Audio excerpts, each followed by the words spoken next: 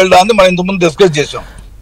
ఈ సత్తా ఖచ్చితంగా చూపిస్తాడని యాంటిసిపేట్ చేసి పాకిస్తాన్ నుండి రావు గారు 8 క్షిపణులు సత్వారి, సాంబా, ఆర్ఎస్పురా అండ్ ఆర్నియాలు లక్ష్యంగా చేసుకున్నాయి.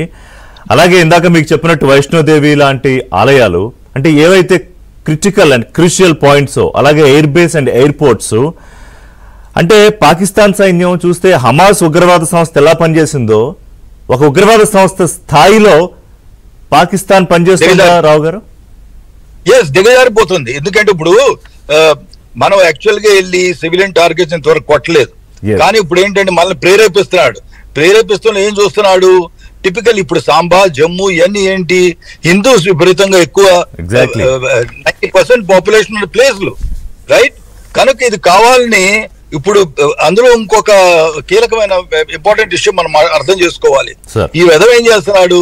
హిందువుల టార్గెట్స్ కొట్టేటప్పటికి, రైట్, ఇస్లామును హిందూయిజం మధ్యలోంచి ఇంకా కొంతమందిని ప్రేరేపించాలి, ఇంకా కొంతమందిని వెంట తీసుకోవాలి. ఎందుకంటే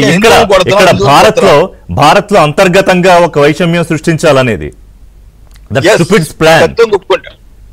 ఇన్నర్ మోటివ్ ఖచ్చితంగా ఉంది అతనికి.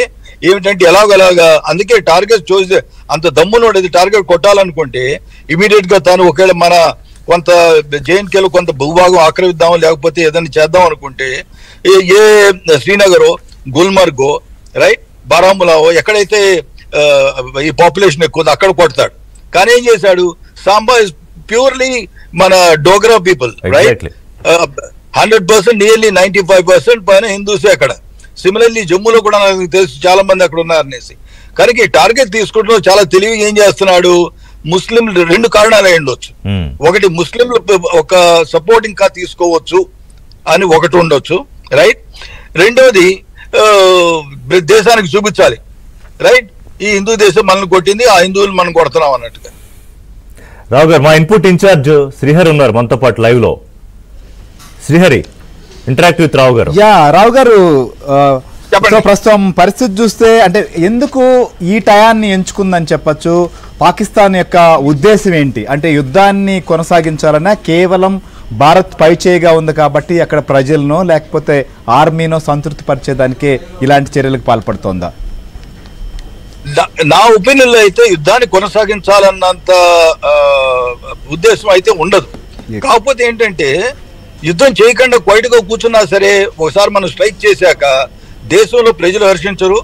దేశంలో అపోజిషన్ అవ్వచ్చు, ఆర్మీ వాళ్ళు అవ్వచ్చు, షహనాజ్ పార్టీ అవ్వచ్చు, పీటీఐ పార్టీ ఇమ్రాన్ ఖాన్ అవ్వచ్చు, ఎవరు దీన్ని హర్షించరు.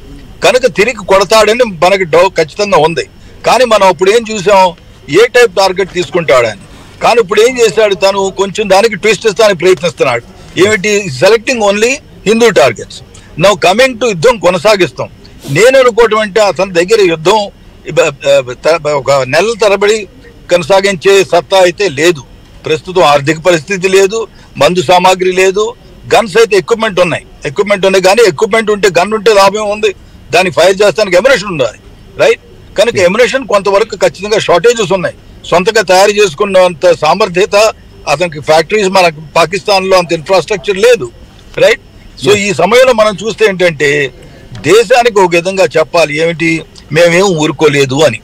రెండోది, కొంతవరకు కొట్టి దాని తర్వాత side by side I'm 100% sure back door ఖచ్చితంగా అమెరికా మిగిలిన దేశాలతో ఏమంటున్నాడు అంటే నేను కొడుతున్నాను, కానీ వాళ్ళకి తెలుసు అమెరికా లాంటి దేశాలు కొంతవరకు ఇప్పుడు ఈ దేశాలన్నీ ఏం చేస్తే ఎవరికి ఇంట్రెస్ట్ ఉంది?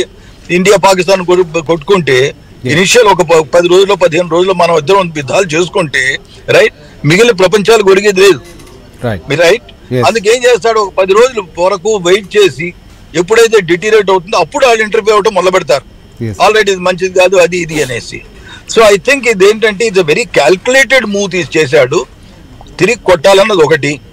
తనకి తెలుసు డ్రోన్స్ ఉన్నాయి, మిసైల్స్ ఉన్నాయి, దాంతో నేను కొడతాను అన్నట్టుగా ఏదో ప్రపంచానికి చూపెట్టాలి, వాళ్ళ దేశంలో మనుషులకు చూపెట్టాలి. అంతేగాని I don't think he can last more than week 10 days కన్నా యాక్చువల్ గా. But already the international intervention start అయిందా?